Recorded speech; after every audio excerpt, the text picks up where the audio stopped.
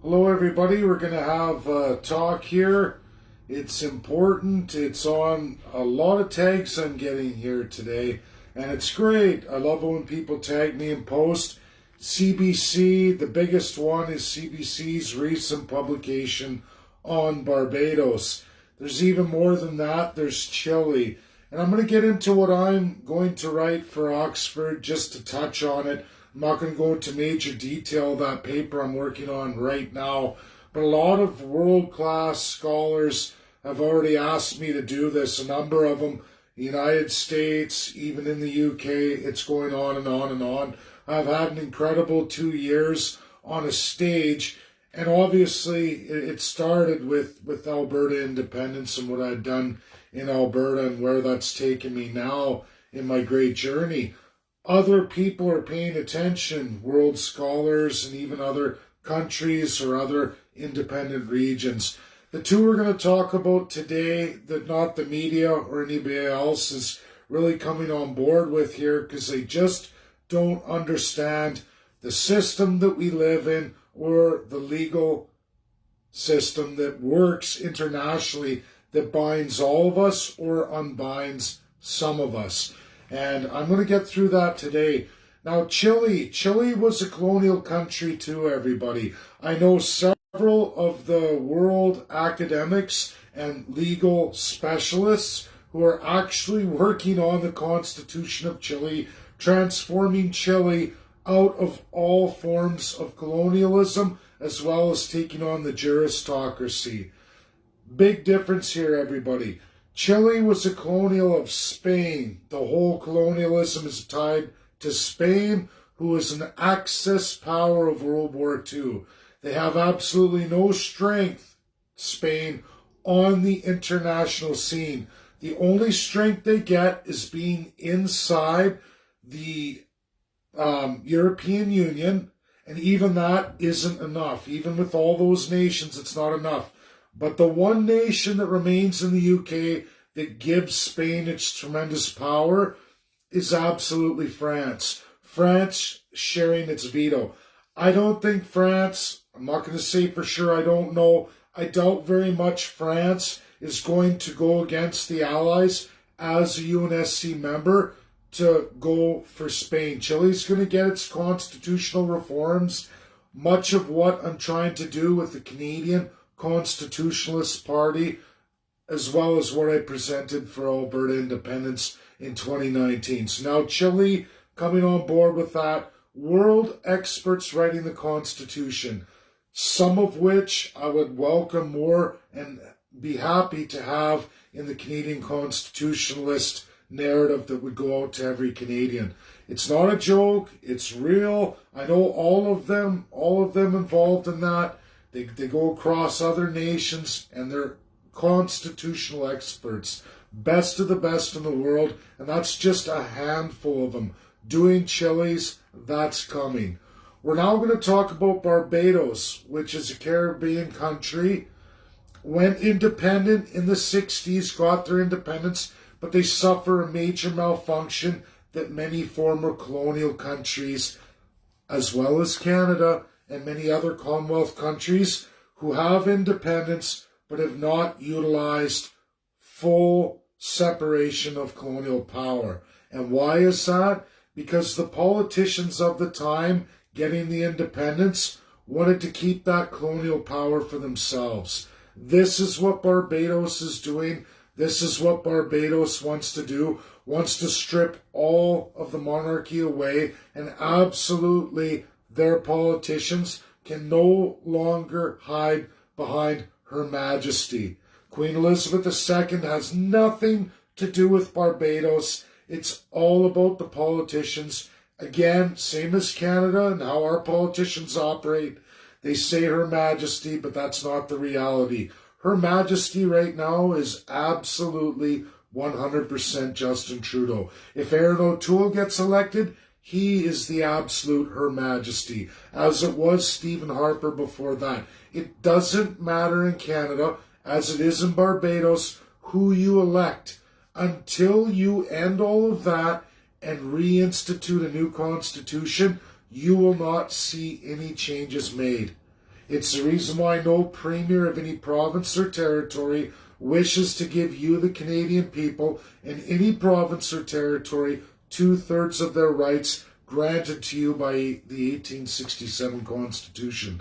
It's not going to happen until we do massive constitutional reform or have a party like the Canadian Constitutionalist Party to come forward with mass amounts of world experts in constitutional law who do things for many, many countries and have written many constitutions to get that democracy going.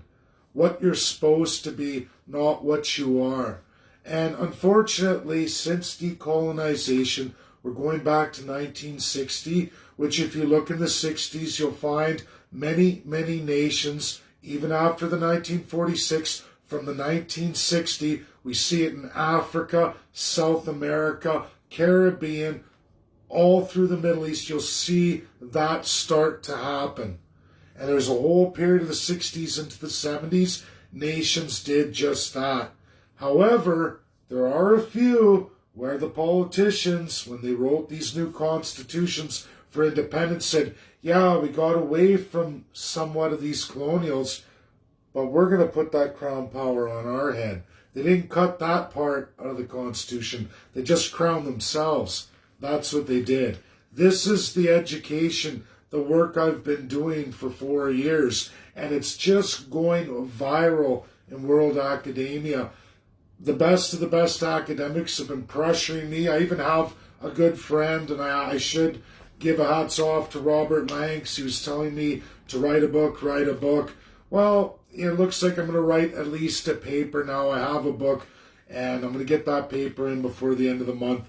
World experts want to see me do that from the top universities in the world. I suppose it could be another thing like what Donald Trump did to the prosecutor for the ICC, but for me, I'm a tradesman. I live in Canada. What's the worst could happen? Could I get barred from some countries, maybe the UK? Will I ever get there in my lifetime anyway? Probably not, so I'm not too worried about any of that. Maybe it does just take an average Joe Jane, someone who's got really nothing to lose, to get it out there, be first, get the education out. When we look at, like I said, colonialism from UK, who has that binding power, and they were an ally, are an ally, and one of the UNSC, it becomes much more difficult. When you look at Spain, they were an Axis power, not so much difficult. We will see what happens with Barbados. They are working on it. They are going down the road I wish to take Canada down, the road I wanted to take Alberta independence down, and to educate all Canadians. At this point, it doesn't matter which narrative you go with. The point is, every Canadian needs to know that a provincial or territorial constitution is an absolute. A federal party must push this for all 10 provinces and the 3 territories. Absolutely has to be done. You end 2/3 of the autocracy, at least at one stage of government. Does it fix everything? No, but at least the good people of Canada will get to see 2/3 of the rights they're supposed to have cemented in a fashion. And if we have experts from all over the world to present that to all of you in town hall format, I think that is worth its weight in gold, especially it being free and presented in many, many languages, especially for all the newcomer Canadians who absolutely swear the oath of allegiance to a foreign power. It's wrong on all kinds of levels, not to mention absolutely illegal since 1946. I've gone to Russia, gone to USA, who are not colonials. Obviously, with USA, they did their own independence. I don't think they realize this is the Canadian system. I know it needs to be written. I know people say, don't get into this right now. It's a lot of work. You got a lot on your plate. But you know what? I'm going to continue to put an hour a night into it and get it done. I don't know if I'll win or if I'll get published, but you know what? I think those law professors at the top of that academics reading something brand new, fresh, accurate, with sources, with such a tremendous amount of work I've done over the last 4 years. I think that they would take that. I think it's a one-of-a-kind gem that's not available in any legal academic circle that I've ever seen. And I've done the work and research, and it's there. And it's very hard for the world binding powers to say, no, that's not it. It's not so much an attack on UK. It's more to do with independent nations from UK colonialism of the past who got their independence but chose to, instead of scrapping the colonialism, taking that crown power and placing it on their head. That's what Canada is. It's what Barbados is. In a large margin, there's portions of Chile like that.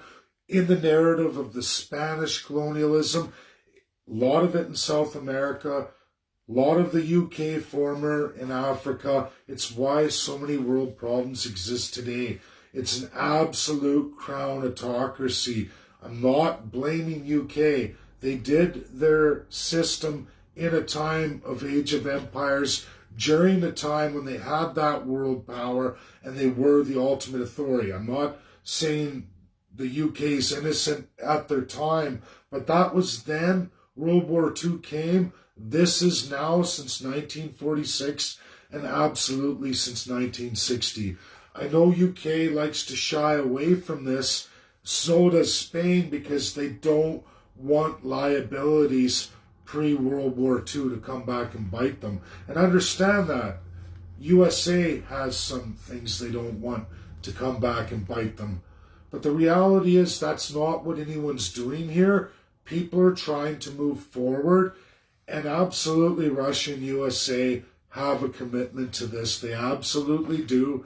I have that portion too, which I'll be writing about, and why I take the narratives I take and where we're going with this. So everybody watching this, get it shared out. It's important to understand this. It's important. These are huge stories right now. I saw the CBC. I've been tagged in several of the stories by lots of people, friends and followers, and I'm reading all the Canadian narratives. People just don't know. I know that. And I really hope I get published. I hope Oxford puts me in their Journal of Law, and I hope I end up in that edition, because this is very, very important. And it's important not only just for Canadians, but it's important worldwide. And I think if I did get published, the media, which wants to go there, they want to talk about it, they just don't have a source. They don't have somebody published. And I don't know how many scholars would want to go down this road being first and have to face possible consequences, as we just watched what happened to one International Criminal Court prosecutor just by going against one of the UNSC. So maybe it does take an average Joe Jane to do that, everybody. And that's what I'm going to do. I'm going to try. I'm going to try to get it done. And even if it doesn't get published, you're all going to see it. But I know world academia wants it. I know a number of American academics want it. UK wants it. So that's what I'm going to do. And that's what we're going to get out. And I'm going to work hard on that for the next 3 weeks. Manage my time really well. I actually have lots of it. It's nice 40-hour work week, 5/8. I get off every day, 3 or 4 p.m., depending on start times of educational classes. But either way, I'm going to fit it all in and get it done. Thanks, everybody. Share, educate people. This is a video for education. And you know what? The world is changing. It takes a few. Every little thing we do gets change. Alberta independence has started a chain reaction. Just that action of making AIP. Everybody involved in that should be very, very proud of themselves, because where we have taken this narrative has expanded so many other countries. I know from where I've gone, just in Africa, Caribbean, it is getting out there. People are talking, and not just average Joes, like really high academics or people in high places all over the world. People are talking. It's important, you know. So thanks, everybody. Have a great night. Share. Very important. You'll see. Bye now.